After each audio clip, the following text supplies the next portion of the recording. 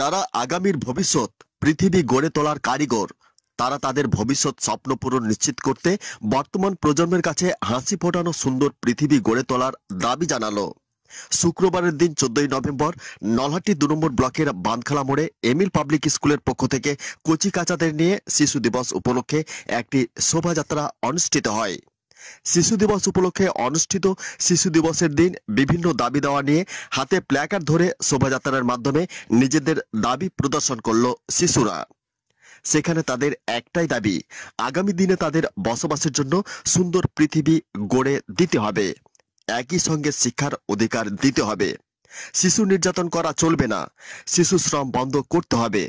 স্বাধীন ভারতের প্রথম প্রধানমন্ত্রী পণ্ডিত জওহরলাল নেহরুর 14 নভেম্বর জন্মদিবস উপলক্ষে দেশ জুড়ে পালিত হয় শিশু দিবস। একইভাবে বীরভূমের নলহাটি 2 নম্বর ব্লকের বাঁধখালা মোড়ে অবস্থিত এমিল পাবলিক স্কুলের পক্ষ থেকে শিশু দিবস উদযাপনের মধ্য দিয়ে আগামী পৃথিবী গড়ে তোলার কারিগরদের ভবিষ্যৎ নিশ্চিত করার দাবি জানানো হয়। Bureau report, Nalhati news express.